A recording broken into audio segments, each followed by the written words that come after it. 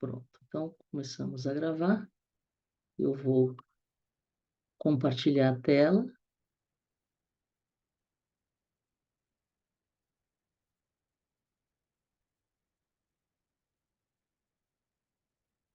Deixa eu ver se deu certo aqui.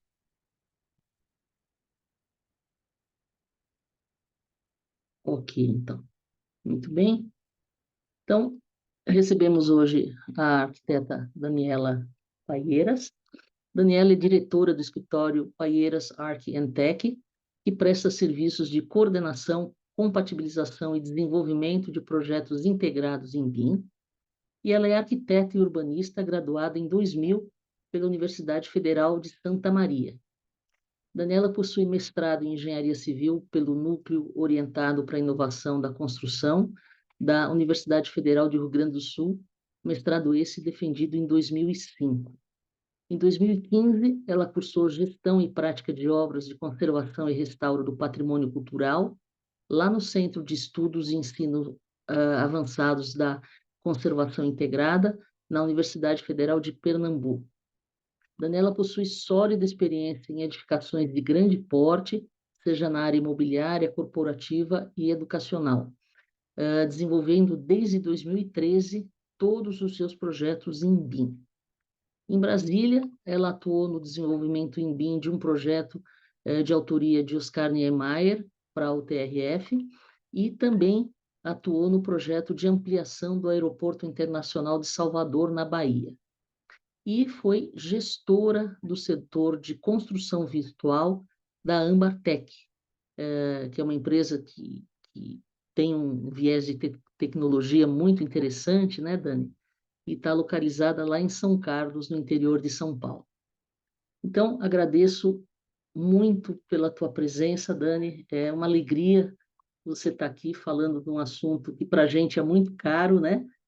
E ter a oportunidade de você dividindo a sua experiência, a sua vivência, já de tanto tempo no BIM e nessa necessidade de colaboração entre profissionais de orçamento e arquitetura e projetistas, né? Eu agradeço imensamente a tua presença aqui, viu? Muito bem-vinda. Deixa eu te dar o poder aqui. Você está com o som fechado? Deixa eu... Ver aí. Pronto. Vê se teu som está liberando aí. Ok. Sim. Boa Pronto. noite a todos. Obrigada aí pelo convite. Imagina. Bem especial estar aqui falando com todo mundo. Eu espero poder contribuir um pouquinho aí nesse curto espaço aí com o pessoal. A gente falou, né, que seria um bate-papo aí, mas eu acabei preparando uma pequena apresentação Ah, e enfim, para ajudar aí também como um guia, né? sim. Então, pessoal, o que a gente vai falar hoje foi muito motivado aí como eu e a Rosângela, a gente se conheceu, né? Que eu fui aluna dela, né? Eu fui em busca, né? De entender um pouco mais sobre critérios de medição, né? Então, só para vocês então me conhecerem, eu não sou uma pessoa que está nas mídias, então acho que talvez a maioria nunca ouviu falar de mim. Então, falando assim, eu tenho um repertório bem grande aí na área de projetos, né? E eu comecei a trabalhar em software BIM, primeiramente, né? E daí depois na metodologia, que a gente vai amadurecendo também, né? Mas eu tenho uma base de arquiteto que aprendeu a fazer projetos em 3D. Então, lá em Santa Maria, interior do Rio Grande do Sul, 1998, a gente já trabalhava em 3D. Não era software paramétrico, mas a gente já tinha muitas das facilidades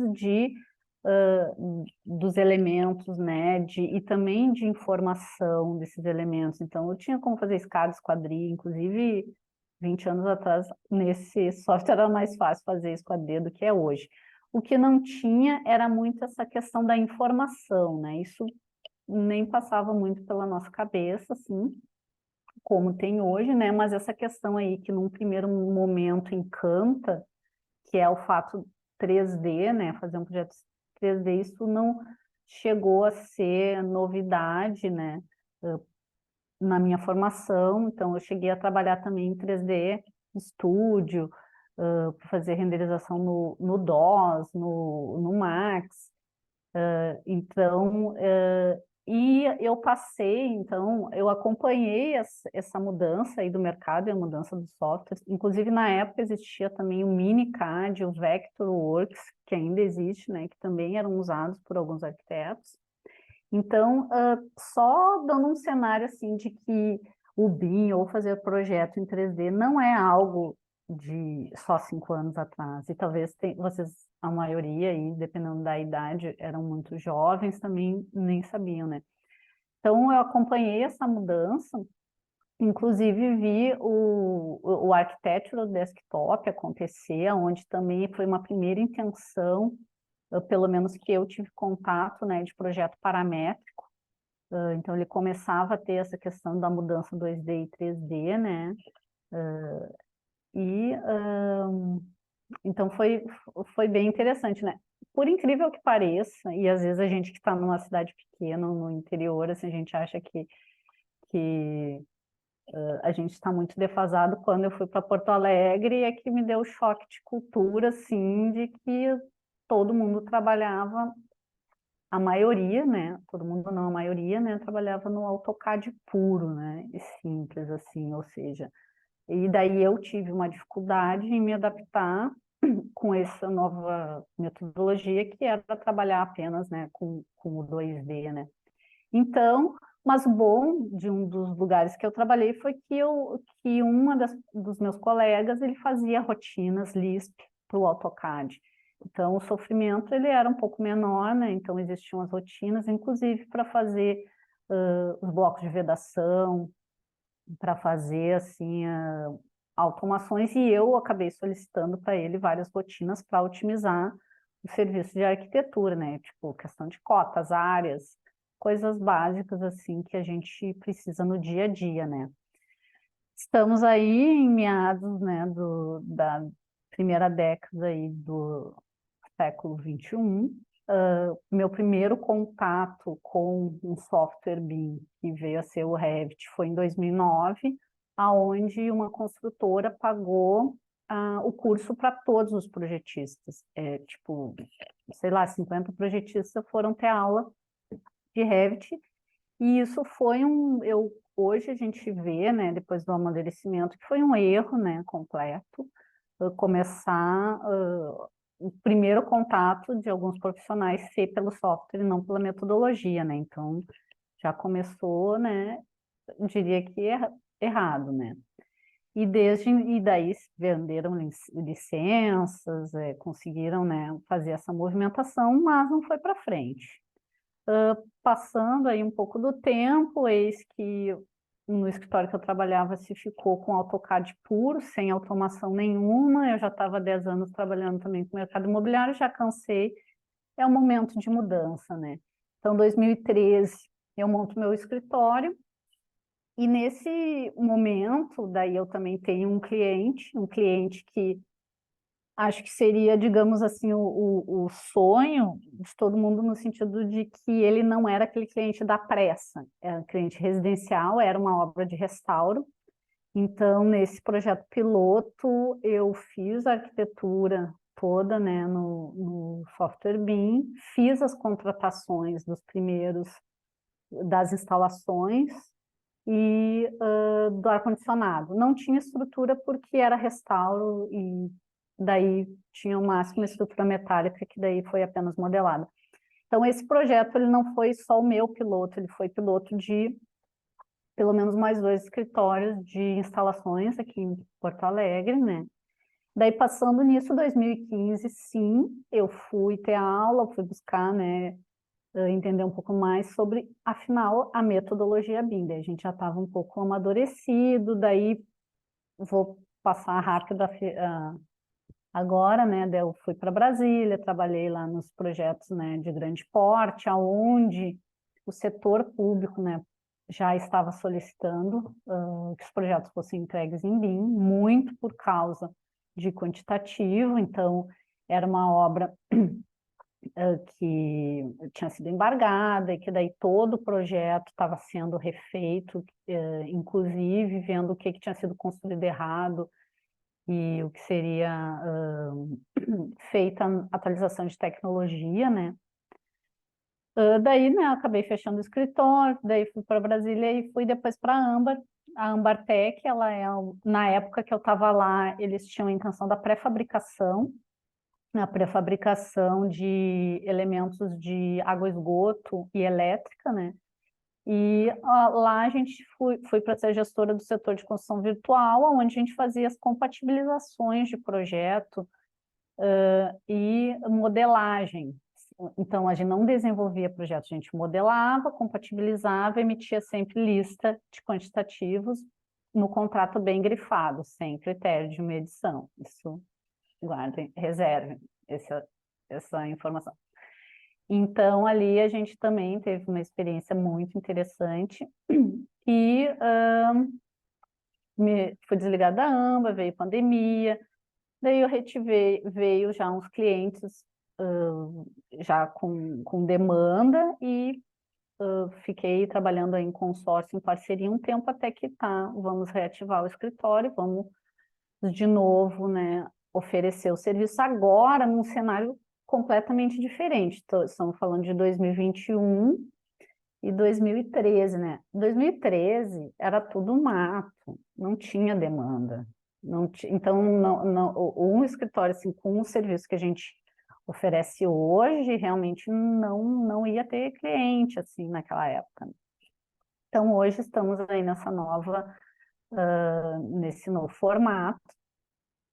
Então, só que falando sobre essa questão, né, de tecnologia, que eu comecei o assunto, a tecnologia ela é um meio, né? Ela não é o fim. O fim é a gente desenvolver as obras que a gente precisa, né? Seja a tipologia que está, né, sendo solicitada e fazer e quanto que custa essa obra, né, para ela ser construída. E eu acho que esse acaba sendo o grande X aí da questão, né? Quanto que custa a obra, né? Então, como que é essa relação, né, entre projetista e orçamentista? Então, eu estou falando da minha experiência, tá? Então, caso, né, questões regionais, assim, precisam, né, com certeza podem vir a ser diferentes. Então, falando da minha experiência, depois gostaria também de ouvir, né, a experiência de quem quiser se manifestar, mas a minha foi de não ter contato com o orçamentista, até porque a gente não fazia obra pública. Eu acho que eu raramente fiz um projeto para obra pública, né? Esse daí, o do TRF, eu não cheguei a me envolver nessa parte de orçamento, e na época também não tinha o nível de maturidade que a gente tem hoje, né? E daí existia o profissional orçamentista, mas a metodologia ainda era a metodologia antiga, né? Que é o quê? Quando o projeto fica pronto, ou abandonado, ou terminado, ou largamos o projeto, o orçamentista vai lá e começa, né, a fazer os levantamentos, ou receber as tabelas, né, e montar a sua planilha, né. Então, nessa metodologia, eu basicamente não tive muito contato com orçamentistas, e na época lá de mercado imobiliário mesmo, o orçamentista entrava no final do projeto para fazer aquele orçamento e a NB, né, para incorporação, né. Os projetistas de instalações, sim, acabavam, né, entregando, né, as listas, assim como os arquitetos, mas o nosso maior quantitativo, como a arquitetura entregava, era de esquadrias, né. E eu nunca me lembro de ninguém questionar nenhum quantitativo ou de voltar alguém perguntando como que eu fiz o levantamento, né, isso também nunca aconteceu. Nesse cenário hoje de metodologia BIM, a gente já vê muita necessidade do profissional orçamentista já entrar no início, dele ser uma figura, inclusive que no início do projeto, e eu estou falando do lugar de projetista, também, de arquitetura principalmente, né? Mas também naquela pessoa que é o coordenador BIM e que vai desenvolver um BEP, né? Então, algumas informações a gente precisa saber como que alguns elementos precisam ser quantificados, e isso precisa ser também alinhado como tu vai modelar para que o item, né, seja quantificado de acordo, né? Então, em novembro de 2020, quando a gente foi contratado para um projeto que a gente iria fazer a modelagem e depois fazer o executivo. E a história desse projeto, bem rapidamente, ele foi todo desenvolvido em CAD e lá pela Santo o cliente resolveu que, ó, agora a gente quer BIM. Então, fizeram as contratações de todos os projetistas complementares, mas até nível de projeto básico, toda a arquitetura tinha sido feita em BIM, em CAD, né? Em 2D. E esse BEP, ele tinha algumas solicitações que eu comecei a questionar, comecei a achar muito trabalho, ia dar muito trabalho para modelar, muito trabalho significa horas, que significa custo, né, que significa daqui a pouco também não atender prazos, enfim. Daí eu precisei, foi aqui que eu fiz o curso da Rosângela para entender um pouco melhor sobre os critérios de medição, né? Então, agora eu vou mostrar uns exemplos para vocês, são exemplos bem básicos, assim, e a gente não vai ter como esgotar todo esse assunto, é um assunto gigante, mas falando em questão de parede, questão de revestimentos e vãos de esquadria. Então, o que eu vejo é que o gargalo na arquitetura, em termos de entregar um orçamento, um quantitativo, que depois possa ser usado para o orçamento, ele requer aí uns malabarismos, né? Então, nesse BEP, era solicitado que eu fizesse além do vão, que eu fizesse o vão na parede do revestimento e não tivesse apenas esquadria, né? Na parede osso. É fácil resolver na modelagem, dando join, né, nessa parede de revestimento com o osso, só que esse vão, essa informação desse vão, ele não vai para na hora de uma exportação, ou o software não lê, depois a Rosângela até pode complementar melhor, né? Mas daí eu vi assim, gente, vou ter que fazer isso em tudo, que é porta e janela, não vai ser entregue o projeto, né? Tipo, e também hoje a gente precisaria criar rotinas Dynamo para que isso seja feito, mas também não tinha pessoa para fazer isso na época, né? Então a gente queria apenas ter certeza de que o que estava sendo solicitado era realmente necessário ser feito, né? Alguns outros exemplos que acho que muita gente pode vir a passar é pintura em estacionamento. Então, pega estacionamento gigante aí, de um shopping, de um aeroporto. Precisa realmente modelar pintura em estrutura? Será que a gente não consegue criar uma rotina, então, ou que esse dado da estrutura, das superfícies, vá para esse software ou seja exportado como informação sem a geometria, né? E uma curiosidade, depois a Rô pode nos dar, assim, como que calculava antes do BIM, principalmente pintura em viga, como é que era feito, né? Então, são tudo itens que podem vir a nos ajudar e abrir um pouco a nossa cabeça para ter certeza de que o trabalho que vai nos solicitar, né, está sendo realmente de fato, ou seja, essas horas que eu estou trabalhando vão para algum lugar, porque depois, a pior coisa que tem é ninguém consumir a informação que tu ofereceu, né? Ou ela vai errado, enfim. Sobre forro de gesso, por exemplo, é um item interessante esse, que, por exemplo, no BEP, E eu não sei também se todo mundo sabe o que é BEP, né? Se é o Plano de Execução BIM ou BIM Execution Plan, né? E eu estou falando aqui de argumentos BEP pós-contrato, ou seja, quando tu é contratado num projeto, vem o BEP, né, pré-contrato, daí tu avalia, tu analisa, e tu pode dar sugestões, ou tu pode questionar, né, e daí se faz um BEP pós-contrato, né, que era o objetivo da nossa busca aí por conseguir mais informações para nos subsidiar, né. Então, nesse BEP também pedia que a gente fizesse furos de determinada maneira no forro, né, só que tem uma questão, né? O forro, ele não desconta vão, ou seja, quanto quantitativo de forro é ele inteiro, sem os recortes, ou seja, paga pela perda, né? Então não faz sentido, se tu quer realmente que o teu forro dê certinho ali a questão das áreas, o ideal é não fazer furo nenhum.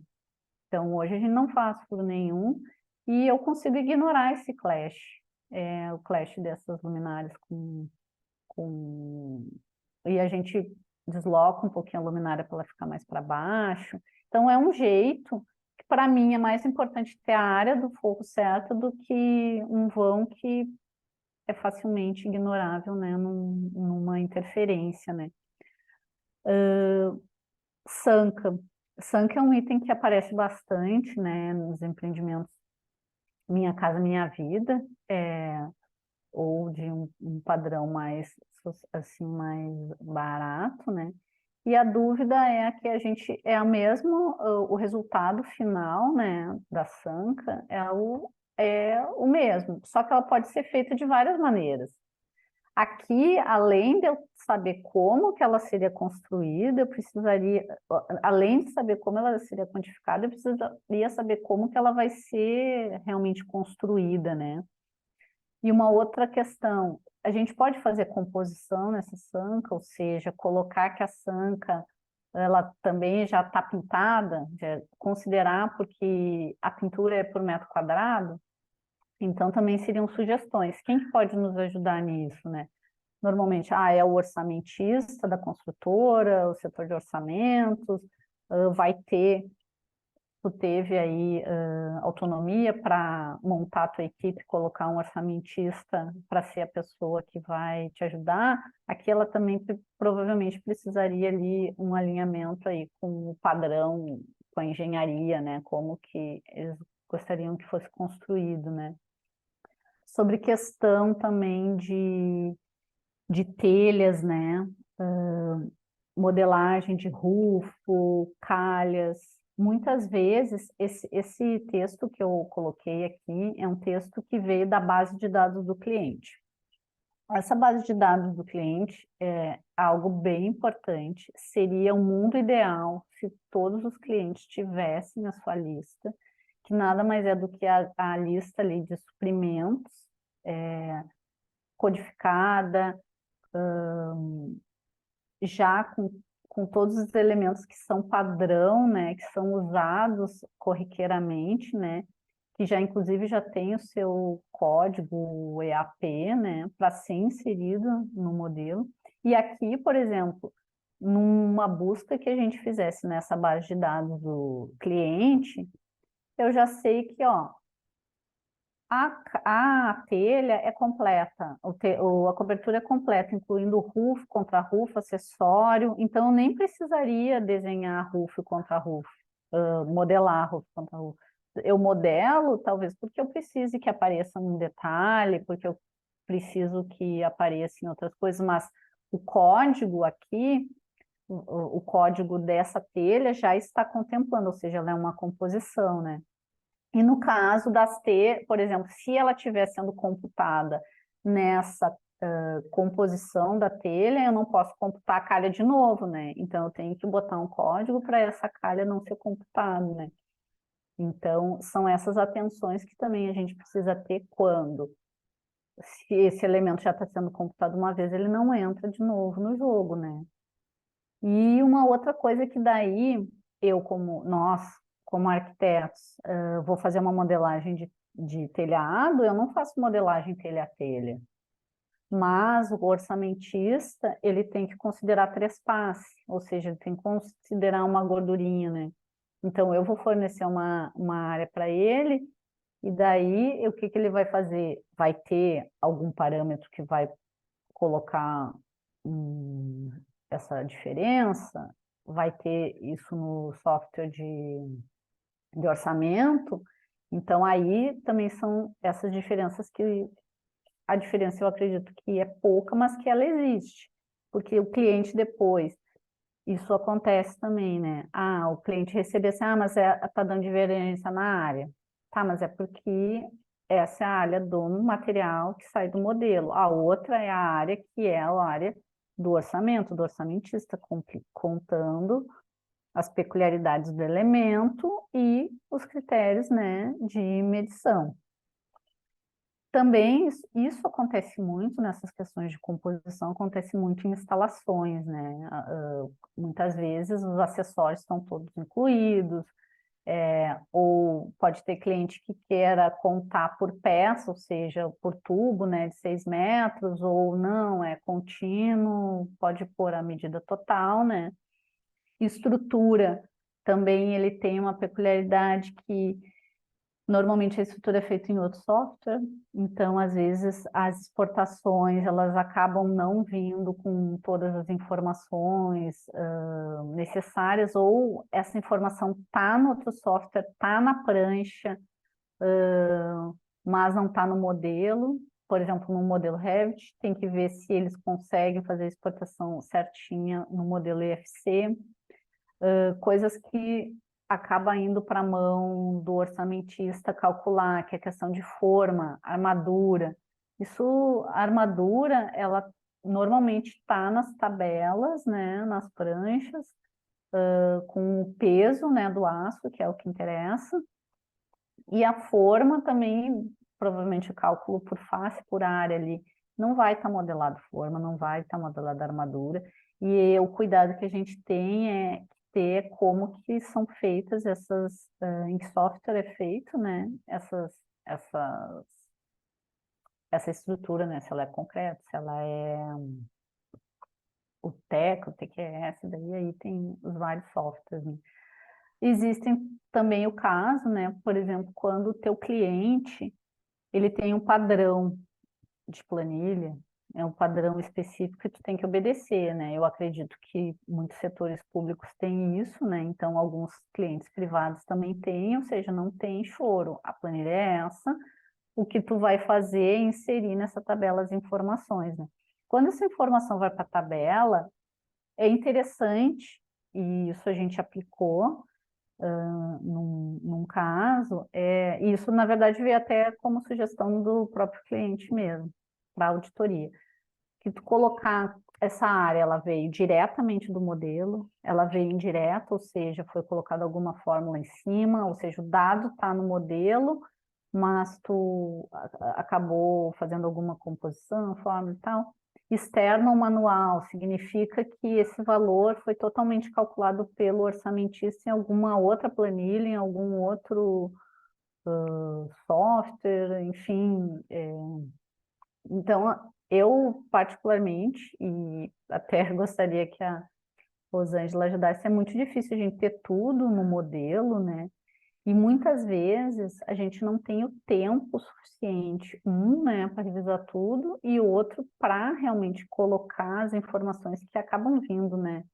Precisando retornar para o modelo a informação do orçamentista, enfim. Algumas vezes precisa ser feita algumas correções, né? Sobre colaboração, né, que é o nosso assunto principal, nem todo projeto colaborativo é BIM. Então, eu já trabalhei em projetos colaborativos muito organizados, assim, muito bem sequenciados, que foram feitos, né, todo em 2D, mas o BIM, como metodologia, o essencial é ele ser colaborativo, né? Então, eu acho que o objetivo principal é que todo mundo consiga entregar, né? E que um ajude o outro, porque a gente são etapas bem desafiadoras, assim, eu acho que para todo mundo que está envolvido, né? E no momento que a gente ultrapassa isso também, todo mundo se ajudando, é uma coisa, assim, realmente muito agradável, assim, é muito legal, assim, tu criando essas relações e num outro projeto, daí tu já sabe as pessoas que tu vai conseguir trabalhar de novo, as outras que, infelizmente, né, provavelmente não vão. Então, se vai construindo uma relação de confiança, exigência de qualidade. Então, quando a gente fala de colaboração, a gente fala também desse perfil de profissional que também é uma pessoa proativa, é uma pessoa que quer ajudar ao empreendimento dar certo, quer atender o cliente com qualidade, quer tirar, né, o medo do cliente do BIM. Então, eu vejo como um exemplo positivo na relação entre o orçamentista e o projetista é quando ele, por exemplo, até vou fazer uma pergunta, Rô, já recebeu algum modelo já perfeito, com tudo certinho? E se isso chegar para o orçamentista, tu vai se recusar a fazer o trabalho e vai dizer, ah, não, eu não posso, não vou fazer no cálculo porque veio errado aqui no modelo. Então, É, assim, a pessoa com orçamentista sênior, ela tem condições de ver, né, o elemento, ver onde está o erro, inclusive ajudar a equipe a dizer, ó, gente, isso aqui eu tenho que revisar aqui, volta lá, arruma, eu arrumo aqui, vocês arrumam aí, se for cruzar, a informação vai dar certo, né? E agora o nível daí no alto de maturidade, né, que se fala bastante, não sei se todo mundo já ouviu sobre o IDP, que seria o Integrated Delivery Delivery Project, ou Project. seja, é aquele tipo de contrato onde todo mundo um tá grudado no outro, sabe? Então, o projeto só dá certo se todas as disciplinas, né, forem bem-sucedidas nas suas entregas, né? Isso é um assunto bem abrangente, aqui eu só dei uma pincelada nele, né? Eu só estou falando, Rô, se tu quiser comentar alguma coisa. Não, mas tá perfeito, assim. Esse é um sonho de consumo de todo orçamentista. Ter uma coordenadora de projeto que entenda a nossa dor e dê o nosso texto, né? Esse é o nosso sonho de consumo. E a gente quer um orçamentista que nos ajude a ter as respostas, né? Porque algumas eu não tenho até agora, né? Bom, então, assim, em relação à colaboração, ela é uma via de mão dupla, né? Então, o senso crítico do projetista na hora de desenvolver o seu modelo, desenvolver o seu projeto, de fazer as verificações, né, por amostragem, mas isso daqui não está saindo certo, o quantitativo, como será que eu preciso, né, de uma ajuda aí para entender como eu quantifico melhor, né? Porque nem todos os clientes têm uma base de dados bem organizada que ele possa só ir lá consultar e ver se ele pode ter uma composição ou não, ou é um elemento novo, né, que ainda não surgiu, né, nessa base ou nessa tabela padrão do cliente, né? Uma coisa que eu acho interessante, depois a Rô pode falar do caso dela ali, quando os arquitetos são contratados e agora querem quantitativo de tudo, né? Em tempos atrás, assim, a gente não precisava entregar quantitativo de alvenaria, quantitativo de revestimento, o máximo que a gente talvez tivesse que entregar seria esquadrias, desde sempre, né? Mas pedras, bancadas, mas quando entra no revestimento e itens de critério, ele muda um pouco de figura, né? No entanto, a gente fazer as listas e se preocupar sempre com os quantitativos, independente do cliente ter te contratado para isso ou não, vai melhorar a qualidade do teu projeto, do teu produto, né? E se ele vier a pedir, tem para disponibilizar. E isso, para mim, assim, ó, ter um planilha, tu ir controlando os itens, mesmo sem critério de medição, tá? Não itens de serviço, itens de material mesmo, vai fazendo, porque tu vai controlando ali essa questão da informação, tu vai vendo se está todo mundo com o mesmo nome. Então, as listas, elas servem para isso, elas servem para a gente fazer também essas revisões, né? Elas são umas aliadas, então a gente não faz lista só no final, a gente vai fazendo o projeto e vai revisando lista sempre, normalmente, tanto em tanto tempo, ó, tem que ver, ó, tá errado, ó, o texto. E para isso é importante uma gestão da informação, né? Então, já vi aí as palestras sobre o banco de dados, e realmente nada mais é, né, que no final isso um grande banco de dados, e o que a gente precisa é ter controle da informação que a gente coloca, e padronização, né? Então, botar porta, botar nome, porta com maiúsculo, um bota tudo maiúsculo, outro bota minúsculo, outro bota tio, outro põe um acento. Então, assim, essa gestão, ela é crucial para acontecer, senão não vai somar, né? Se tu quiser somar pelos códigos, pelos textos, enfim, ela acaba sendo um item bem relevante nesse momento, né, que a gente está. Então, resgatei aqui, falando do próprio manual do BIM, né, 2014, acho que todo mundo conhece, e ele falou uma coisa que eu achei bem interessante, que o uso inteligente do BIM, ele vai causar mudança significativa no relacionamento dos participantes. Então, essa questão da colaboração, ela é relacionamento, ela é perfil pessoal também, ela é uma gestão aí que é o mais difícil também, que é a gestão de pessoas, né? Então, e além disso, quando mais cedo o arquiteto, o empreiteiro e as outras disciplinas se integrarem, né? Mais cedo a gente vai ter esses resultados positivos aí no nosso trabalho, né? Aqui ele fala também que os benefícios, eles acabam sendo apenas parciais quando a tecnologia não é usada de forma colaborativa, né? E principalmente na fase de projeto. Então, não sou eu que estou falando isso, é o Eastman. Então, falando assim, tecnologias, pessoas e processos, que é, né, os três campos principais aqui, eu diria que as pessoas, né, talvez seja o item mais, digamos assim, desafiador aí no processo BIM, porque a pessoa, seja onde ela estiver, se ela está em processo de tomada, se ela estiver numa posição de tomada de decisão, se ela é a pessoa cliente, a pessoa projetista, a pessoa orçamentista, ela toma decisão, ela está ali, ela que vai agir, né? E é a pessoa que pode atuar no processo e é ela que pode atuar nas relações, né?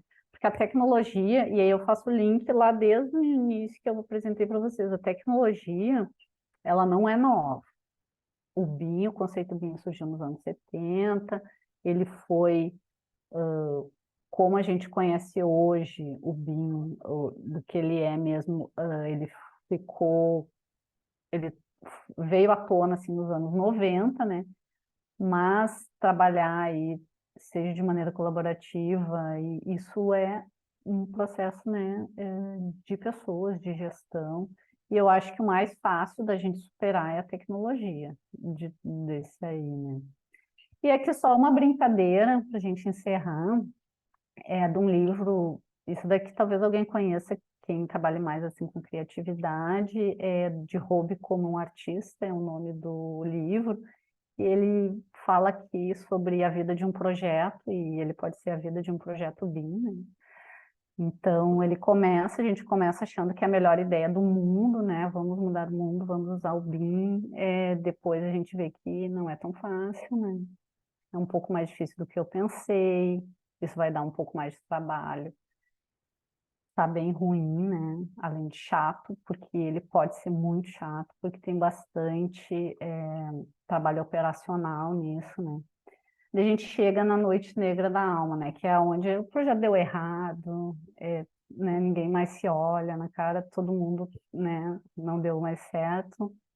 Mas será bom superar isso, sabe? Que fundo do poço tem mola, né? Depois disso, vai ver que esse repertório que tu teve vai ser ótimo para o próximo projeto. No outro, tu já vai repensar várias decisões que teve anteriormente, né? E no próximo, e as pessoas também que trabalharam contigo. E no fim, acabou, não tá tão bom, mas também não tá tão ruim, né? E passou, chegamos aqui ao final. Agora vamos para o próximo, né? Então, é isso. Espero, estou aí à disposição para tirar qualquer dúvida e trocar ideias. Quero ouvir também. Quem tiver alguma coisa para contribuir, estou aqui. Esse livro Roube como um Artista é fabuloso, né? E eu nunca tinha pensado nessa analogia que você trouxe, de ser, fazer essa adaptação dentro do processo BIM, né? E a historinha casa muito bem, né? Casa muito bem. Casa bem. E é muito interessante, pessoal, por que que esse assunto me é tão caro, né? Vocês sabem que essa, essa é quase um mantra, né? A necessidade do trabalho do orçamentista lá no começo, né? E a Dani, é, ela trouxe um testemunho dos problemas que o outro lado enfrentou, né?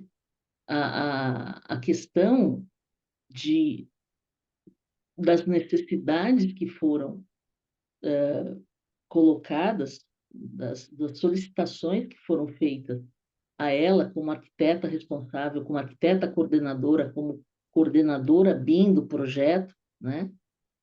E que, na verdade, acabaram, né, Dani, extrapolando aquilo que havia sido pensado na contratação, porque não estavam claras essas, essas necessidades que tinham a ver com o quantitativo, né? E foi justamente o que levou a Dani lá para o curso, que o curso até no começo ele nem era para arquitetos, né? Eu achava que era um curso que cairia bem para orçamentistas, mas aí quando ela falou, explicou, tal, eu digo, olha, acho que vai ser bom, inclusive para nós, orçamentistas, a tua participação, né? Porque a gente vai entender na vida real a necessidade da colaboração, né? E hoje a gente ouvir uma colega arquiteta falando o nosso mesmo idioma, esse é o nosso sonho de consumo, né? O Eda está aqui, que é de orçamento, o Eric está aqui, que é de orçamento, eu acredito que eles, a Karina, que é de orçamento aqui, é minha parceira em pesquisa, eu acredito que eles tenham esse mesmo sentimento que eu tenho ouvindo a Dani falar no nosso linguajar, né? Entendendo a nossa dor, né? E da necessidade que a gente tem de entender a dor do, do projetista, do arquiteto, do coordenador, né? E essa questão de construir a informação, construir a estratégia de maneira colaborativa é fundamental para o sucesso da extração de quantitativo, né? E uma coisa que ela fala, que é muito importante, não tem modelo perfeito.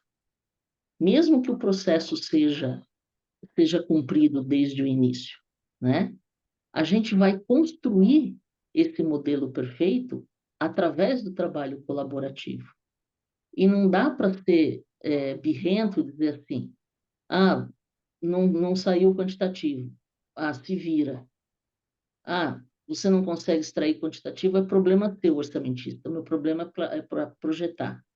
Não, é justamente isso. Ó, isso aqui não deu certo, mas não é desse jeito, mas agora não vai dar tempo. Então faz assim, eu vou dar um jeito aqui, vou dar meus pulos, como a gente diz, né?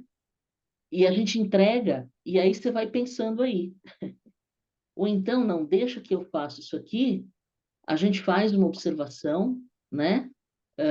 Registra isso num documento, e essa questão dessa coluna que indica a origem desse quantitativo.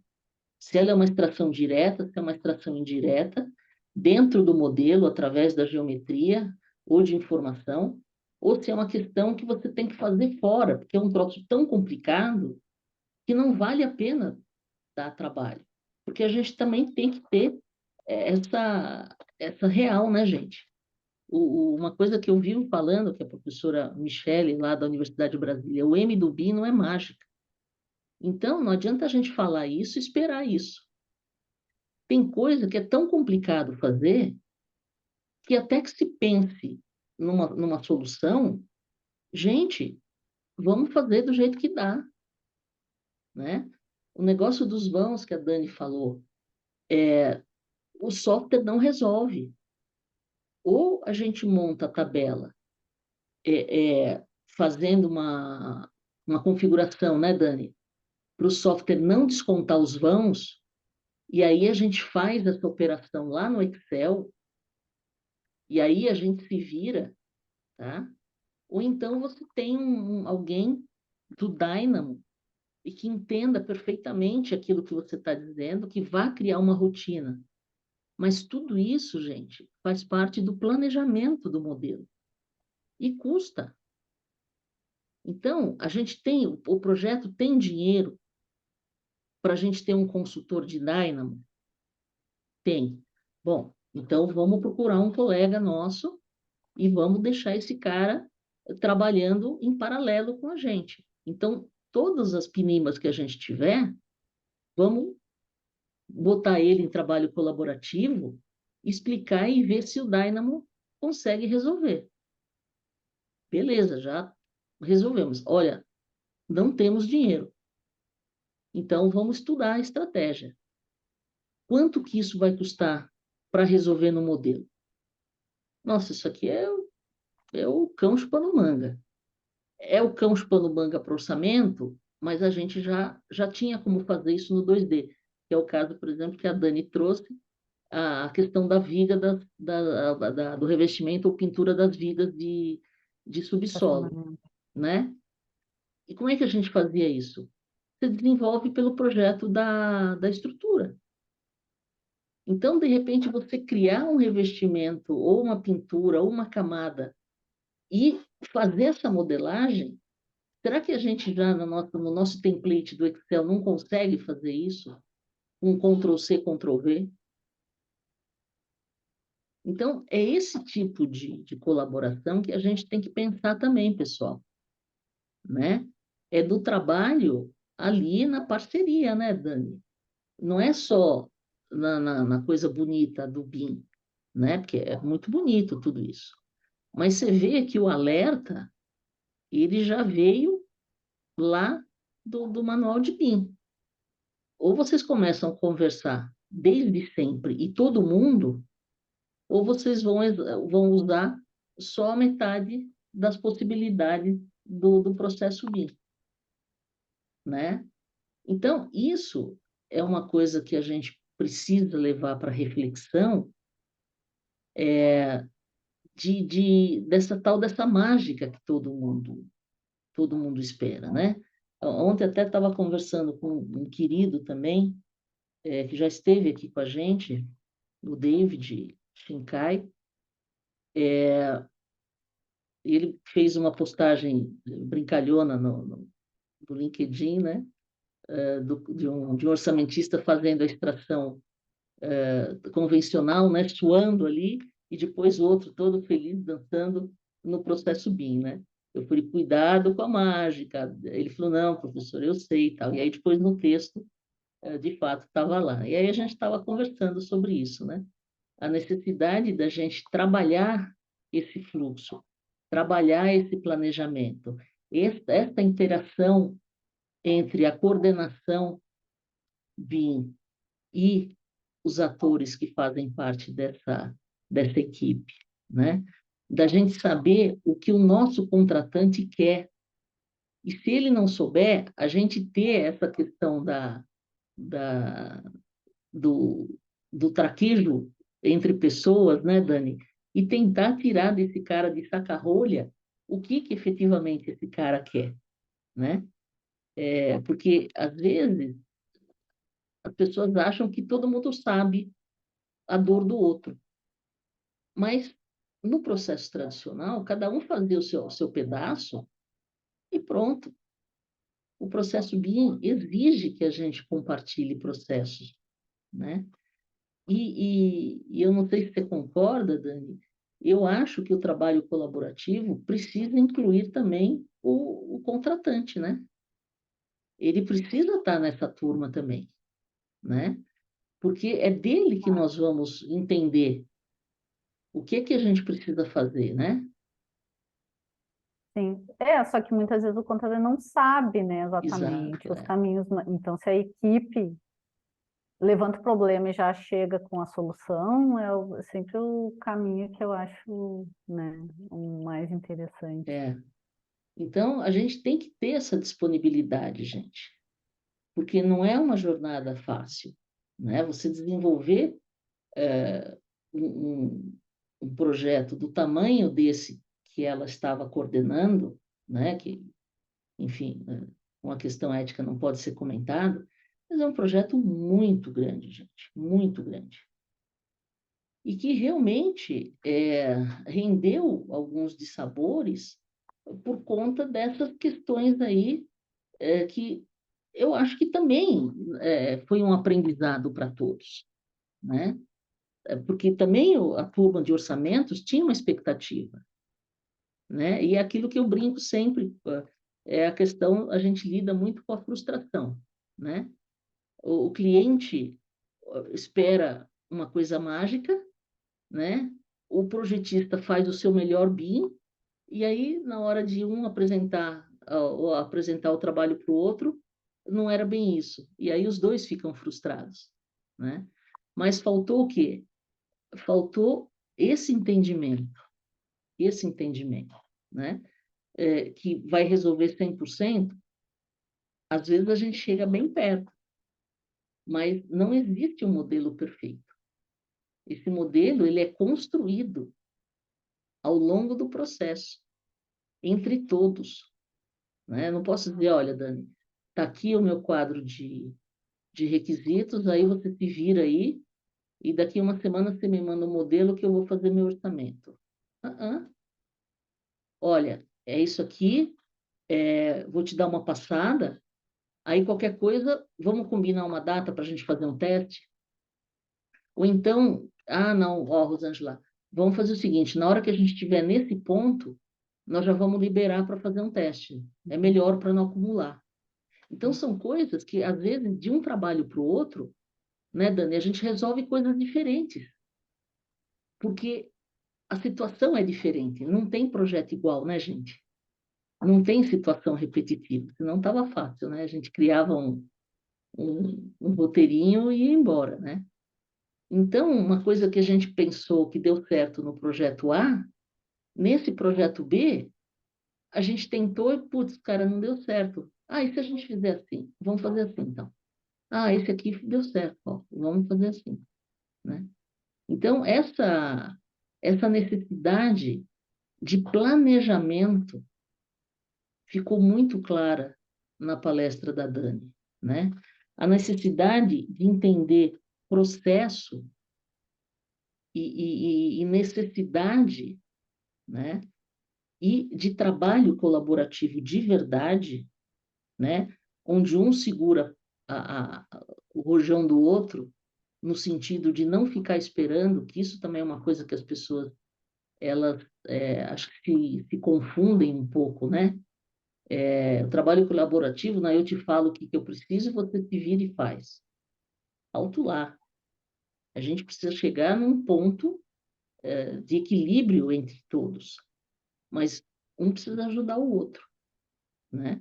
É lógico, eu não vou pegar o modelo e fazer o georreferenciamento, que eu não faço a menor ideia de como é que isso se faz. Mas se eventualmente isso atrapalhar alguma coisa no meu quantitativo e precisar Não, vamos tentar um bem bolado aí, que não vá te martirizar e não vá me comprometer também, né? Então, acho que essa reeducação, né, Dani? Eu acho que é um aprendizado diário, né? Sim, Nesse trabalho que o orçamentista, junto dos projetistas, desenvolve, né? com Eu acho que é certeza. o dia a dia mesmo, né? Sim. Ô, Rosângela, o Francisco tinha levantado a mão aí. Ah, pois, ô Francisco, Guerra, diga aí. Opa, boa noite. Daniela, primeiro, obrigado. Né? Isso é exatamente o que a professora falou. Você, quase que eu choro aqui, porque a grande realidade. Né? A gente vem falando já, eu já estou com a professora aí pelo menos próximo de 3 ou indo para 4 anos, não me recordo agora.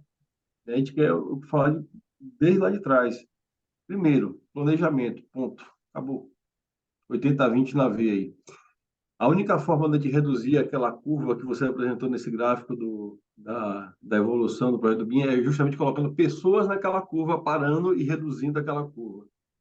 Né? E aí, referencio isso ao seguinte: o processo é tão massivo, né? É tão complexo, não há outro jeito, se ele se não for colaborativo. Né? Se as peças não se encaixarem, não há como. Eu só queria fazer esse adendo, mas a professora muito bem diluiu aí exatamente o que eu condensei aqui. Obrigado. Mas é bem isso, né, Guerra? A gente perceber é, o ponto, né, aonde está o nozinho e a gente tentar, se não conseguir tirar o nó inteiro, mas pelo menos dar uma desenrolada nele, Perfeito, né? perfeito, perfeito, perfeito. E aí vocês veem a questão é, é, que também sempre eu estou comentando. O pessoal de projeto não é obrigado a saber as necessidades de orçamento, né? Isso foi uma novidade, né? A Dani transita com desenvoltura porque ela já tem uma vivência no trabalho colaborativo, né? Considerando o orçamentista nesse fluxo, né? Mas o que acontece? No início, gera estranheza, e é natural que gere, né? Agora, o que a gente pretende sempre trazendo essa temática? Que o pessoal de projeto chegue nesse nível que a Dani tem, de falar a mesma linguagem. E isso também, para a gente que é de orçamento, a gente também vai adquirindo conhecimento para ver até onde a nossa necessidade precisa ser cambiada, né? Porque e não uma dá para coisa, ser inflexível, né, Daniela? A gente só tem fazendo que fazer um um bem bolado, não tem? um complemento, né? Não só a questão do projetista, né? Que às vezes os projetistas também são mais tímidos, querem ficar mais no seu canto, né? Uma coisa que eu aprendi também, que na posição de coordenador, né? Ou seja o coordenador do projeto, coordenador BIM, a gente acaba tendo que ser esse facilitador, né? Muitas vezes, ó, vai ter a reunião aí. Ah, não, o hidráulico não teve iniciativa de chamar o orçamentista não teve iniciativa tem um erro ali, pelo menos veio à tona, a gente tá sabendo, ó, gente, faça uma reunião aí e resolvam. Então, pelo menos o coordenador e talvez muitas pessoas aí estejam, né, em cargos aí de coordenação, de gerência, né? Ser essa pessoa que puxa também, né? Então, às vezes a gente não consegue, né? Mas a tentativa é grátis, né? Porque não, e tem outra também, né, Dani? Às vezes a pessoa fica constrangida, falar, tem um negócio, vou falar para o colega que tem um erro. Mas se você pensar, não é um erro, é uma situação que dentro da tua expectativa não atendeu. E aí a gente tem que falar de expectativa também, né? Por quê? Porque está todo mundo colaborando para a construção desse modelo, né? Então é muito fácil a gente falar, isso aqui não deu, isso aqui está errado, tal. Tá bom, maravilha. Agora me ajuda aí, né?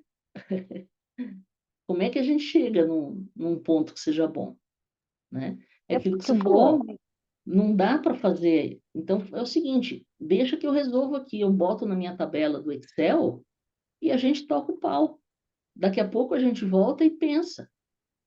Aí você vai me E dizer, ó, arruma Rosângela, e vai, não teve jeito. porque não vai estar certo na primeira entrega, ele vai É, ter que ir amadurecendo, né? O projeto vai amadurecendo e vai surgindo informações. e isso é uma coisa importante também da gente falar, eu acho, viu, Dani?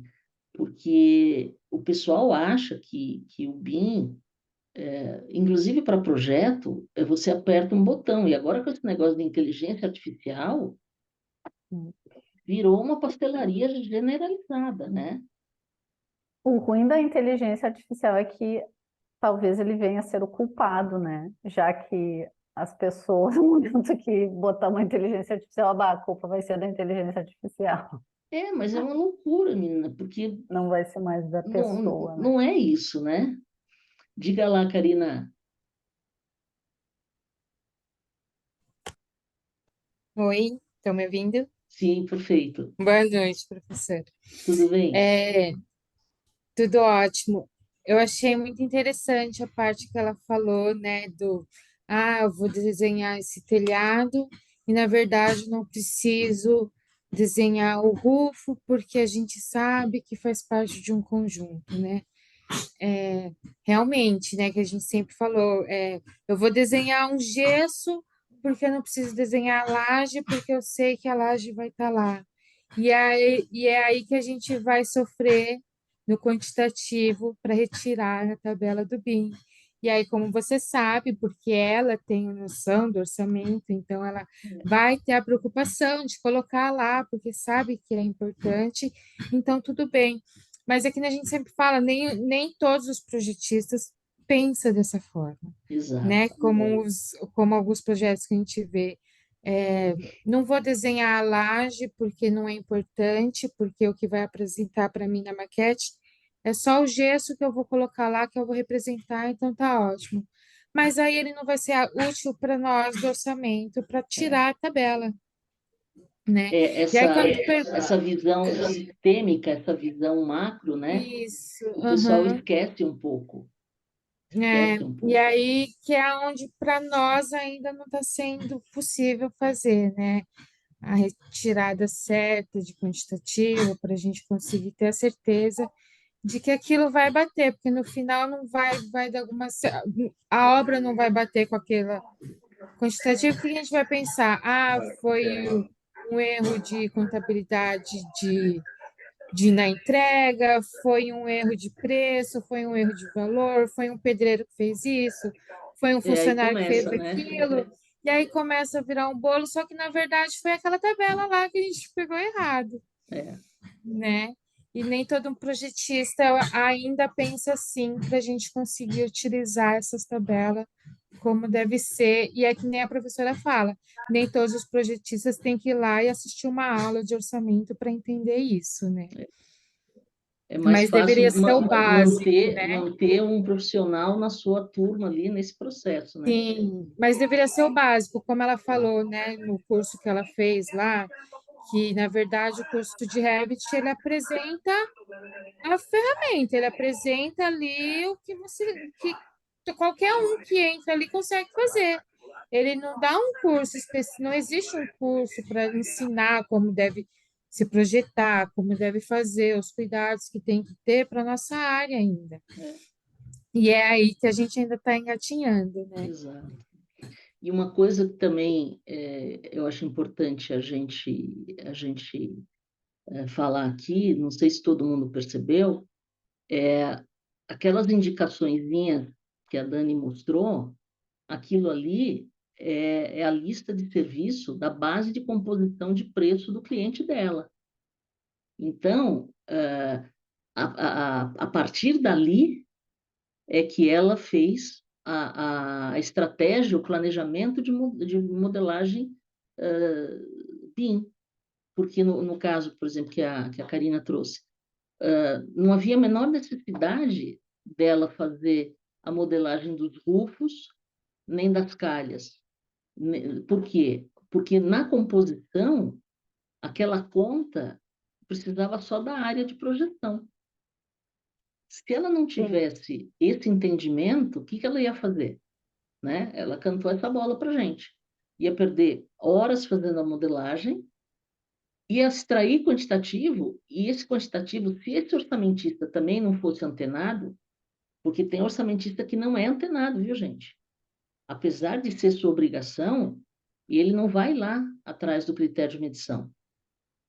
Ele acha qualquer coisa e não se lembra que cada base de dados é diferente, tem particularidades. E aí o que que ele faz? Ele conta duas vezes, né? Ainda tem isso. Não é só no quantitativo, ele orça duas vezes a mesma coisa. A questão, por exemplo, do forro de gesso. Aonde que essa informação estava escrita? No critério de medição da base de dados do cliente deles.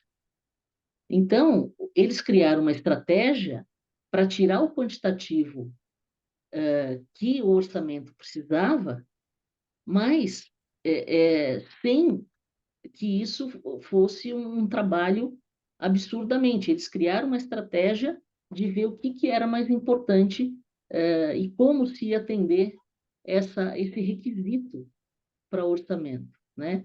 Então, é esse que é o grande barato, né? É você criar esse trabalho colaborativo para que as estratégias sejam desenvolvidas para atender essas necessidades, esses requisitos, né? Oi, Roberta, Olá, boa noite, tudo bem? tudo e você? Tudo bem. Eu tenho uma dúvida. Eu estava ouvindo aqui, né, vocês falando, eu concordo, com aquilo que você colocou, Rosângela, posso chamar de você, né? Claro, por favor. Com aquilo que você colocou a respeito poxa, eu posso resolver aqui no Excel e tal, né? Para a gente dar uma celeridade no processo e tudo mais, né? Até como orçamentista sênior e tudo, compreendo e concordo super, assim, e até eu sou muito prática também, faria isso. Mas me surgiu uma dúvida, eu trabalho hoje com obras públicas, né? Uhum, Orçamentos públicos. E com a 14133, ela solicita os projetos em BIM, né? uhum, E os próximos passos serão orçamento em BIM, e depois acompanhamento da obra e pós-obra em BIM, né? exato. Isso vai acontecer paulatinamente, né? O que eu fiquei pensando com essa sugestão foi, sendo os três processos em BIM, lá na frente, a gente não pode, por exemplo, ser questionado de ter um quantitativo no BIM e outro em planilha?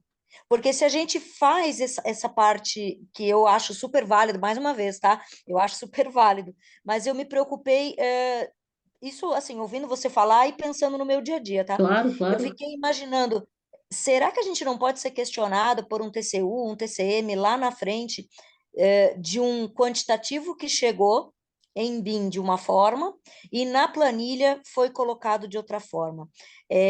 Talvez isso seja uma coisa a se pensar, talvez vocês nem tenham a resposta para isso agora, mas eu fiquei me questionando sobre isso, né? A gente sabe, obviamente, que muitas vezes vem quantitativo em projeto também, que a gente acaba modificando na planilha orçamentária. Isso Justo. acontece já atualmente, né?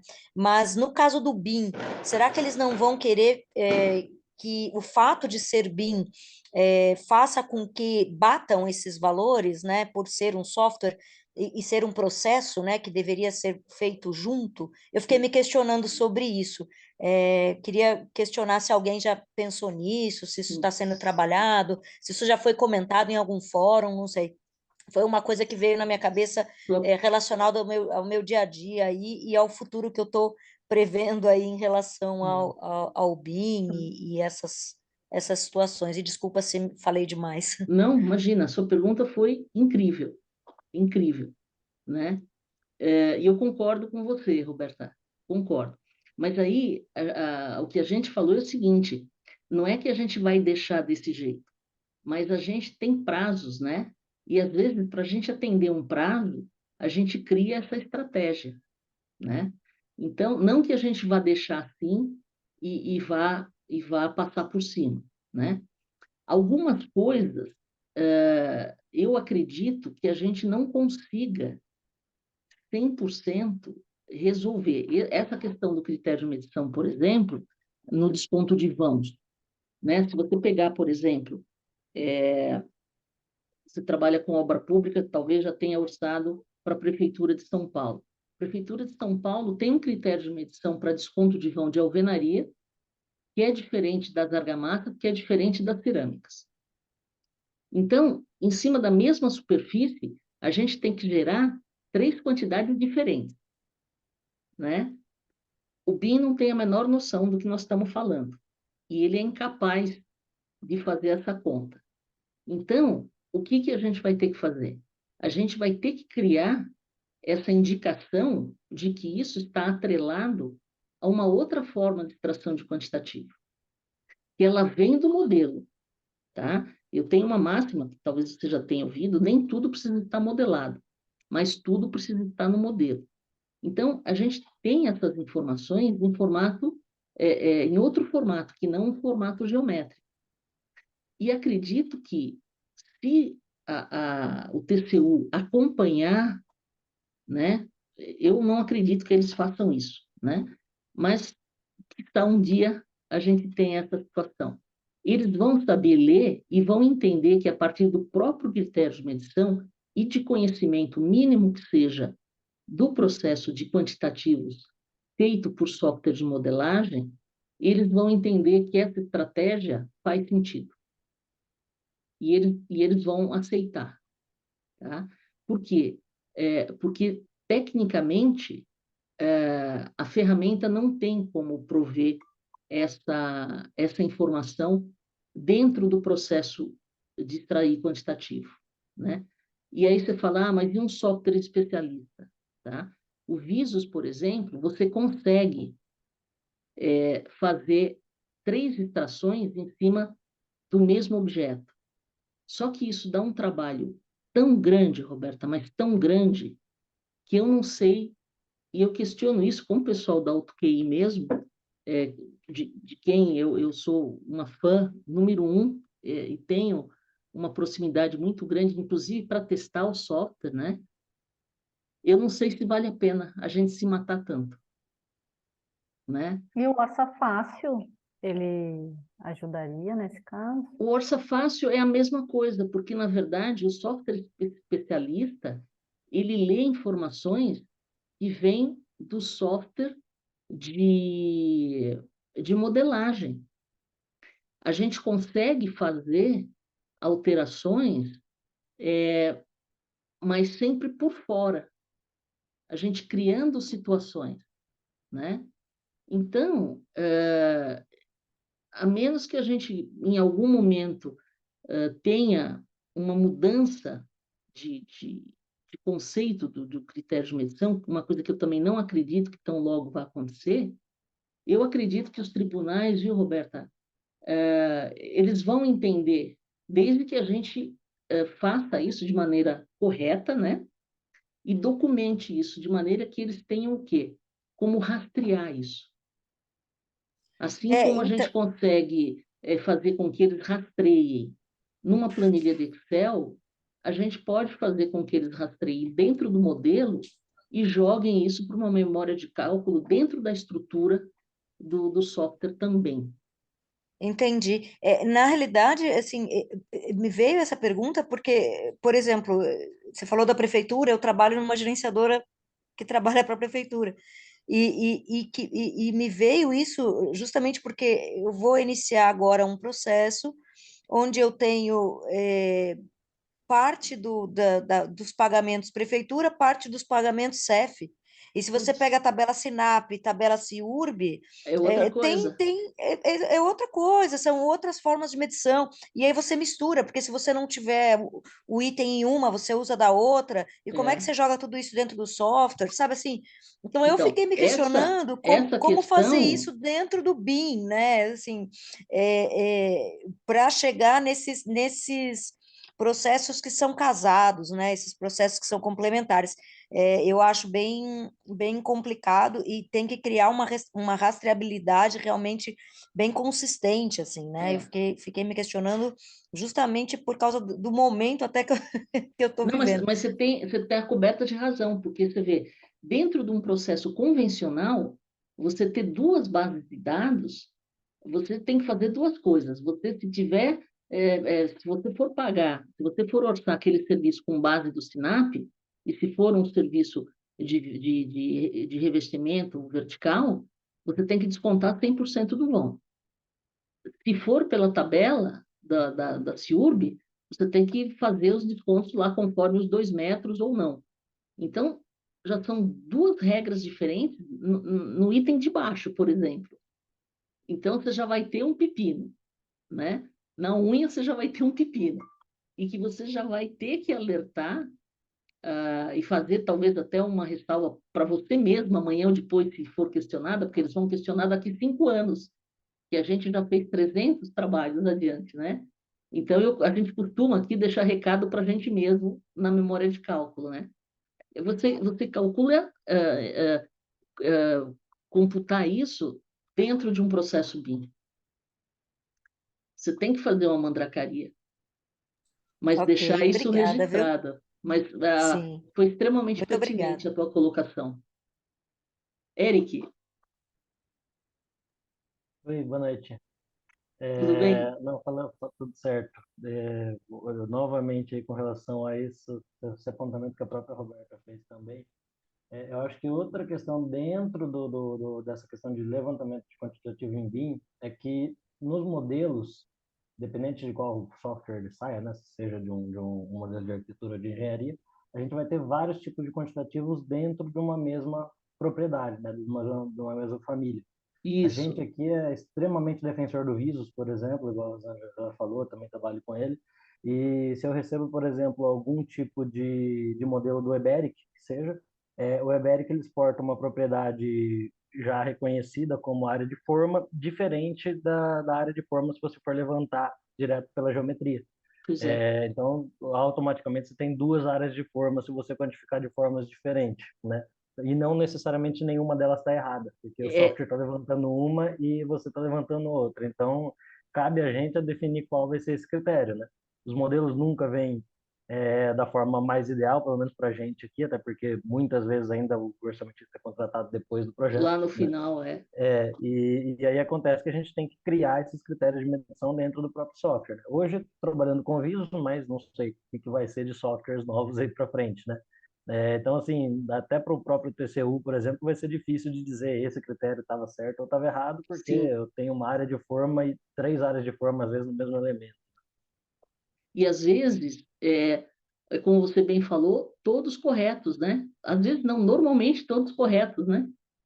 Com pequenas Exato. diferenças, mas conceitualmente corretas, né? Exatamente. E aí vai acabar aparecendo, por exemplo, uma prancha estrutural, uma determinada área de forma, e se você está considerando algum outro tipo de critério de medição, levantando por geometria, vai estar um pouco diferente, né? E É, não necessariamente você falhou no quantitativo, né? Nem é. o projetista, nesse caso. Eu acho que essa questão que a Roberta oportunamente colocou, ela vai ter que, ela vai exigir de todos um amadurecimento, tanto da gente de orçamento, né, como do pessoal que vai auditar essas licitações, eventuais questões de glosar um quantitativo ou de ter algum questionamento, né? Para a gente ter uma certa flexibilidade de entender a situação, né?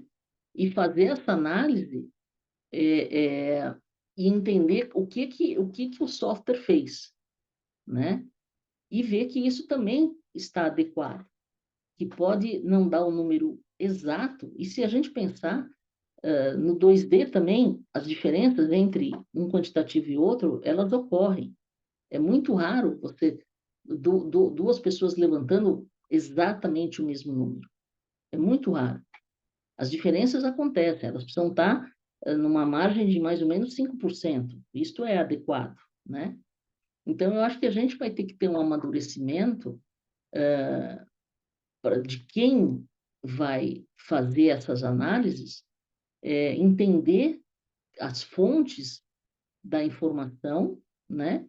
E entender os critérios de cálculo de fontes diferentes, mas saber julgar que todos estão adequados, né? E optar por aceitar esse ou aquele, né? Agora, o que não pode é ter um erro de conceito, né? O que não pode é ter um erro de conceito. Aí não. Mas eu acho que é um processo que a gente vai ter que amadurecer todo mundo Sim. junto, viu? Sim, Rosângela, e não está tendo algum estudo aí em questão de simplificação de base de dados e de critério de medição, no sentido de, faz realmente sentido, sei lá, vão de 2 metros, Eu acho pode descontar que o 50%? melhor é o critério do SINAP. Tem vão, desconta tudo.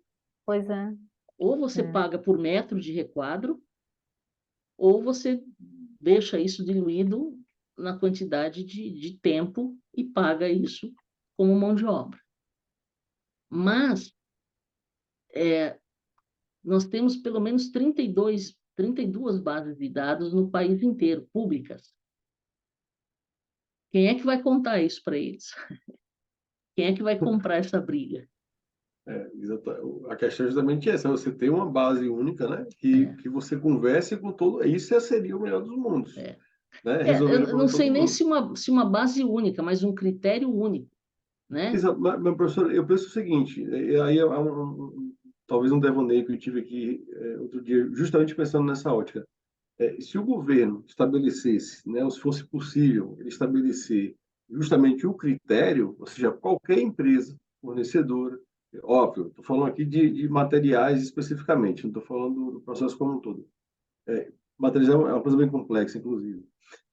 Se tivesse uma base de cadastro, né, que, ou seja, que tanto funcionasse para a questão de logística, de transação financeira e etc., mas que também servisse, identificasse, como fosse um QR Code, né, para cada tipo de material. E nisso, no processo, você poderia identificar de uma maneira única. Então, olha só o problemão que já resolveria isso aí. Né? Então, Mas mas também é um problemaço. a questão que o critério de medição e remuneração, ele está associado à composição, ao tempo de execução do serviço. Está associado à RUP. Perfeito. Então, quando você muda esse critério, você fala, não, vai descontar 100% do vão.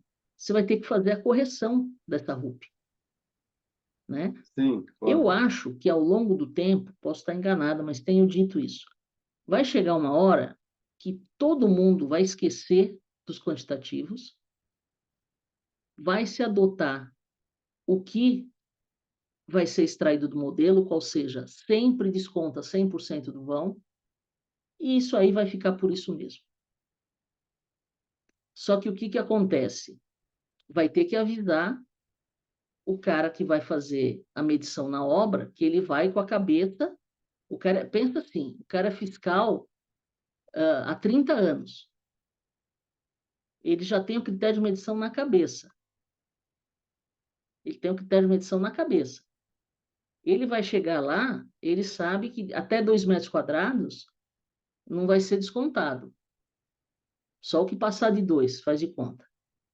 E aí ele chega lá, na planilha, ele vai calcular no critério de medição, que vai dar diferente da planilha. Ele vai dizer, está diferente, eu vou glosar. E isso vai virar um litígio. Exatamente. Né? Exatamente. Se não Então, avisar.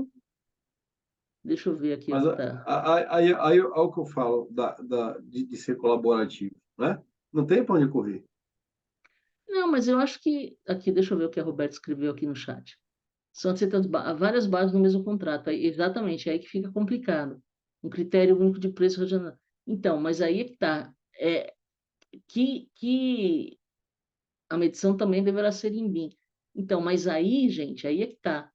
A regra do orçamento, seja lá em que meio esse quantitativo seja calculado, a regra diz que os quantitativos precisam ser calculados de acordo com o critério de medição, para serem pagos, inclusive. não só em quantidade de serviço, mas em forma de pagamento de aceitação desse serviço. Você entende? Esse é a questão. E agora que a gente está se deparando com isso, por quê? Porque o BIM já chegou em orçamento, né? O ano passado e esse ano é o ano do 5D, né? E agora o que está acontecendo? O BIM está chegando na obra. Você está entendendo? Então, todo mundo está com o BIM na mão. E cada um vai procurar no BIM o seu pedaço. E vai dizer, mas espera um pouquinho, esse seu BIM aí está esquisito, porque para mim o BIM tinha que dar essa conta aqui. Ah, mas é que ele não considera critério de medição, ele não sabe que tem que descontar vão assim ou assado. Bom, mas eu não posso pagar. Eu não posso descontar 100% do vão, eu tenho que pagar isso aqui. Que amanhã ou depois alguém pode reclamar essa diferença. E aí essa questão que a Roberta bem colocou, amanhã ou depois isso história num TCU, TCE, TCM, e vai sobrar para quem? O orçamentista vai ter que dar caso, vai ter que dar conta disso aí. Vocês percebem? Então, eu acho que a gente vai ter uma situação que nós vamos ter que ver como é que isso se acomoda no dia a dia. Não sei, eu tenho essas percepções. Eu não consegui acompanhar ainda um BIM que tenha chegado na obra para a gente fazer essa, esse acompanhamento e ver o que aconteceu efetivamente, né? Mas eu acho que a É, gente vai ter algumas questões, viu, gente? Diga, eu acho que Roberta. se a medição vai ter que ser no BIM, aí o bicho vai pegar, né? Porque se a medição, ela vai ter que bater com a planilha. E Então, aí, se não tiver batendo o processo como um todo, teremos problemas. exatamente. Então, mas aí o que que a gente está fazendo? Quando a saída de dados do BIM não atende o critério de medição, o que que a gente faz? A gente interfere, porque o quantitativo que sai do BIM é um quantitativo geométrico. A quantidade de alvenaria é igual à quantidade das argamassas, da pintura e dos cerâmicos, por exemplo, numa parede, que é onde a gente tem problema, na verdade, né? Vocês sabem disso. No caso da prefeitura, que a gente comentou e que a Roberta conhece bem, como é que a gente faz essa correção? No Excel. A gente cria uma estratégia ou faz, se a modelagem for no Revit, né, Dani? A gente usa uma, um, uma programação no Dynamo e faz essa conta. Se for no ArchiCAD, tem um outro que é o Dynamo do ArchiCAD, que eu não me lembro o nome, acho que é Rhinocero, uma coisa assim. Enfim, é o Dynamo deles lá. O que vai ter que acontecer é justamente isso, assim, se preparar um pouco mais, criar os parâmetros para que exista essa correção, sabe? Então, seria um Exatamente, tem que fazer essa quantitativo correção, é isso aí. com quantitativo com o critério de medição aplicado, tá?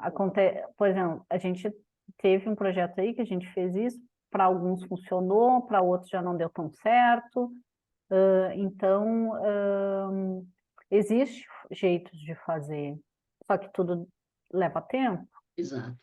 Não é um Não é um estalar de piscar de dedos. Por olhos, isso né? que é importante, o que é o legal, assim, a evolução de um projeto para o outro, né? Então, dependendo quando é do mesmo cliente, um aprendizado, um projeto vai para o outro, quando chegar lá no terceiro, no quarto projeto, já está bem amadurecido, já sabe resolver, já pode ter surgido novas tecnologias, novas soluções, novos plugins, isso vai evoluindo, né?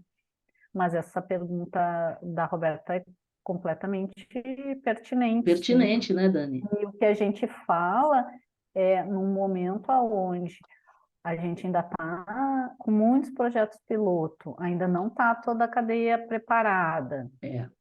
Chegar alguém se negar a entregar um trabalho porque não está no modelo, ou que exige ainda um trabalho braçal, manual, é que a gente, neste momento, a gente ainda precisa ter algumas soluções híbridas, né? Exato. Mas que sim, eu creio que em algum momento a gente vai precisar, sim, daqui a pouco está tudo no modelo. Por quê? Porque ele vai precisar ser auditado. Uma É. pergunta que uma vez eu fiz foi o seguinte: será que quando era projeto só em 2D, alguém ia lá conferir certinho? Confere. É que os modelos são mais fáceis de auditar, é Então, mais mas aí é que rápido. tá, é para quem sabe, mas você joga isso na mão do poder público, tem prefeitura que não tem nem onde abrir o Vai modelo. ter que ter pessoas, né? Daí a gente está falando de novo, um amadurecimento do mercado, que também vai Sim, ter que ter analistas que sejam capazes de olhar um é. modelo, que tenham, né, os profissionais na área pública. Então também vai acontecendo uma evolução nisso, né? Vai tendo uma acomodação. No período do 2D, o pessoal conferia, sim, né, gente? O pessoal de orçamento aí, os colegas. Porque o cara fazia a conta no braço ali, né, Rueda? Ele abria a planta, ele fazia lá a conta de padaria que a gente fala, né? E o pessoal que já é escolado, a gente tem os nossos, as nossas tramóiazinhas para fazer algumas conferências, né? E esses caras também estão escolados, então eles conseguem fazer uma conta de padaria e fazer uma conferência. Se você dá para esse cara, se você manda um modelo, ele não tem nem onde abrir o modelo. Então, o que é que ele vai fazer? Ele vai ver se tem os entregáveis em PDF ou em DWG e ele vai fazer essa conta na unha. E eu acho que ainda demora, né, Rueda, para ter um cara lá, alguém que abra o modelo e faça a auditoria no modelo. O que você acha? Acho que demora um pouco ainda, não demora? Rosângela, eu ainda estou engatinhando, então estou aprendendo um pouquinho ainda com vocês, estou participando das mesmas agruras que vocês, né? Só que um pouco mais abaixo, né? Estão um pouquinho mais adiantados do que eu. Só que eu percebo que é complicado isso, porque para você abrir hoje um modelo em qualquer prefeitura, você precisa ter um equipamento bem um equipamento que tenha um poder de processamento muito grande.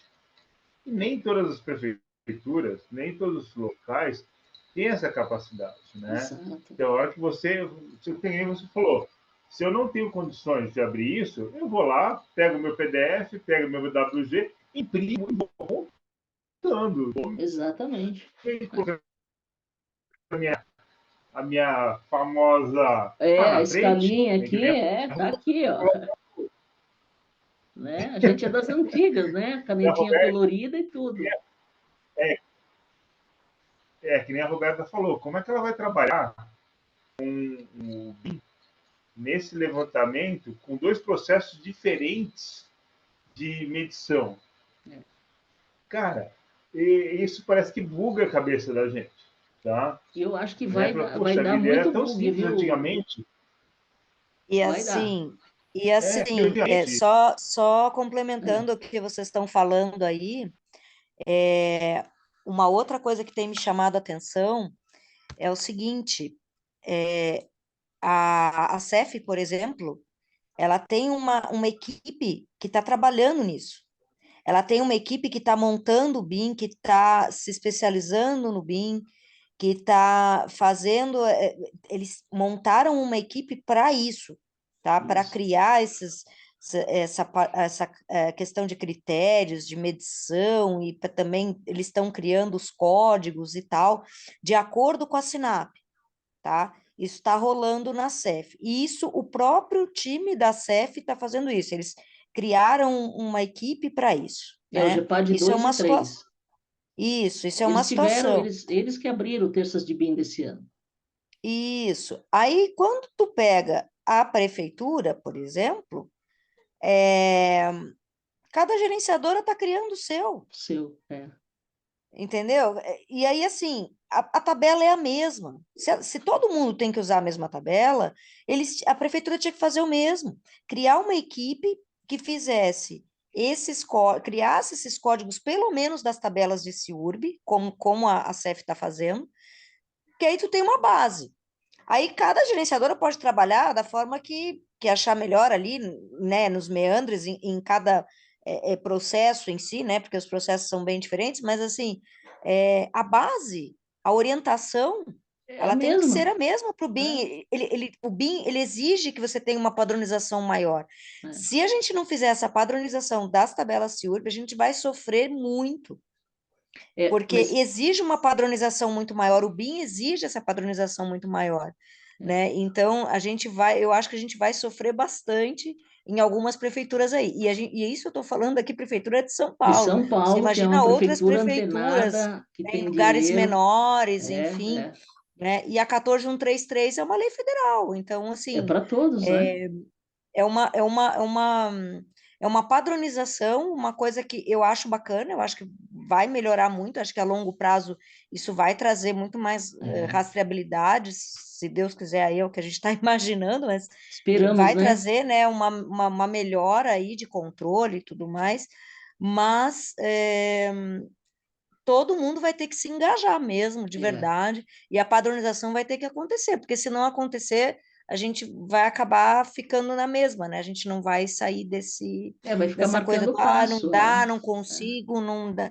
Tem que ter acho que um engajamento muito maior aí para que a gente consiga realmente que o BIM cumpra o que ele veio o que está se propondo mesmo, né? Exato. É. Acho que eu acho que é por aí, assim. Mas essa questão, eu acho que vai, como diz, vai render, né? Vai render. Mas eu acho que é positivo, né? Porque é, vão ser criadas situações que vão exigir uma reflexão da gente e uma mudança em como a gente se relaciona dentro do desenvolvimento de um projeto e dentro do desenvolvimento de um orçamento, né? Então, eu acho que a gente já deu a largada, né? Eu acho que a gente já deu a largada. E começamos bem, né?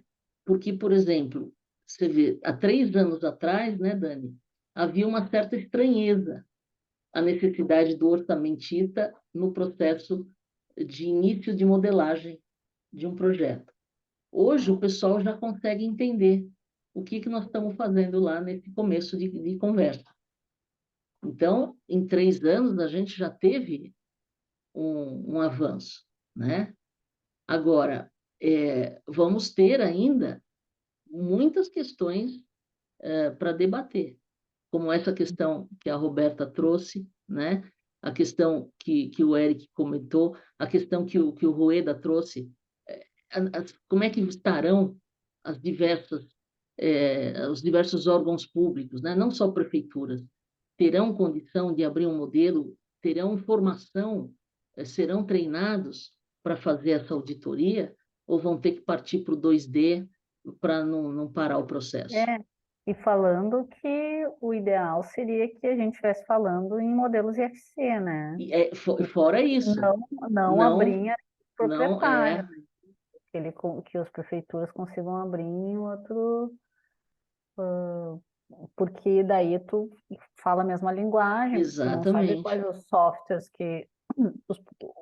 onde foi desenvolvido o Não precisa projeto. ser o nativo, né? Exatamente. Isso seria um facilitador, porque aí não exigiria que as prefeituras talvez fizessem grandes investimentos em equipamento, né, como o Rueda citou, e até em software, que são caros, né?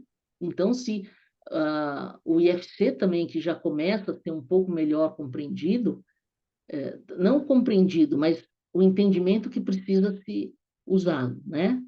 Que o UFC é uma coisa bastante atrapalhada, bastante complicada. Mas eu já acho que já é um primeiro passo, né? Já é um primeiro passo, né? Deixa eu ver aqui, tá vindo comentários aqui. a nível de questão de definir o uso BIM de cada modelo, isso é fundamental, né? Modelo para orçamento e medição precisaria estar alinhados com o critério de medição. Exatamente, esse é o grande, é o grande desafio, né? E ela comenta também que o BIM está mostrando as deficiências ou nuances das composições de preço, e cada uma está atrelada a um critério de medição, né? A Karina coloca que já estamos refletindo, né? Estamos vendo que vai depender muito do interesse e conhecimento do projetista para o uso do quantitativo em BIM para orçamento. E realmente é o projetista que abre essa porta, né? Eu acho que isso é importante também. E a necessidade de diretrizes para o uso BIM para a extração de quantitativos, né? De orçamento. Isso é importantíssimo, né? Então, vocês veem, gente, quanta conversa saiu, né? E quanta coisa ainda vai render, que a gente imagina, né? Que a gente imagina, mas outras que a gente não vai nem imaginar, e talvez a gente amanhã ou depois se depare com isso e numa próxima oportunidade até chegue a, a conversar e a debater e criar essas reflexões aqui, como essa que a gente criou hoje nessa apresentação da Dani, né? Então, gente, alguma questão, alguma outra que aqui o cronômetro já está me avisando aqui, que o nosso tempo já tá estourando aqui, que nós estamos em 2 horas aqui já falando. Olha que loucura! Não, a gente nem percebeu, a gente nem percebeu. E se bobear, a gente fica mais 2, fácil, fácil, viu, gente? Fácil, fácil. Esse assunto é só a ponta, né? Eu acho que é É a só a ponta do ponta. iceberg aí, então, e É, ele é perigoso, né? Então, envolve, né, orçamento, envolve custo, né? Basicamente é o que o cliente quer, né? Se é a for primeira ter coisa, né? Quanto custa o projeto? Quanto custa o projeto? A primeira pergunta, né? É. Seja em BIM ou seja em 2D, o cara quer saber quanto custa a obra dele, né? E a gente vai ter que dar essa resposta, de um jeito ou de outro, né? É muito assunto, muitas dúvidas e observações, é isso mesmo, né? Então, gente, Dani, queria agradecer imensamente pela tua participação, que foi riquíssima.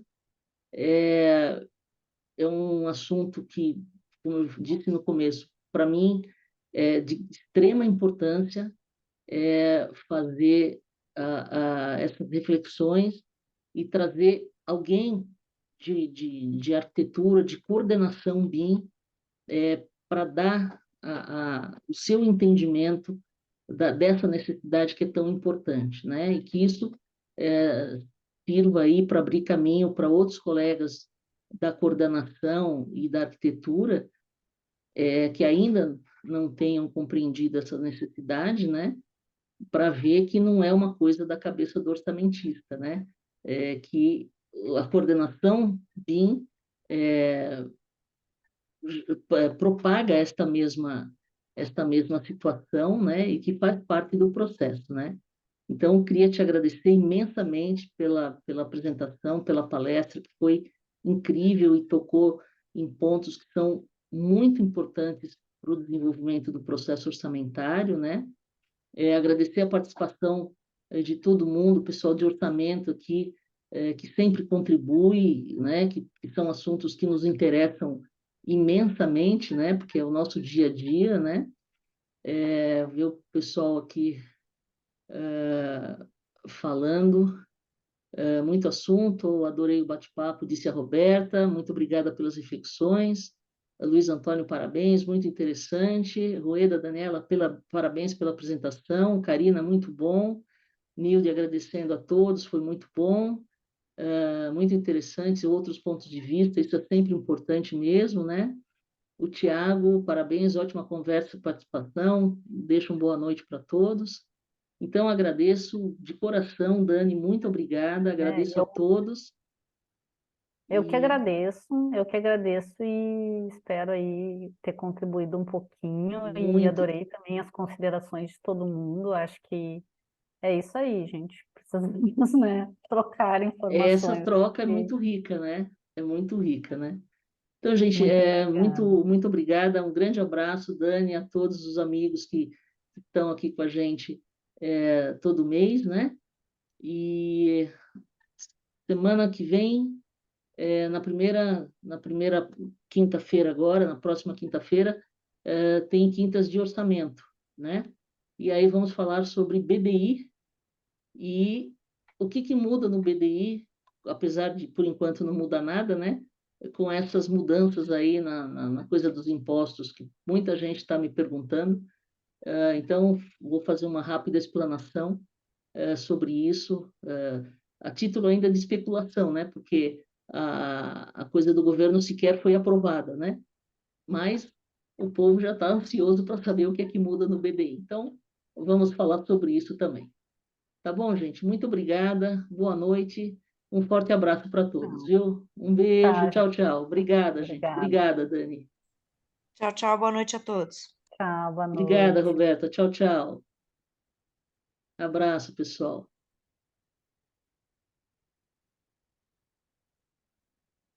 Obrigada, viu, Dani?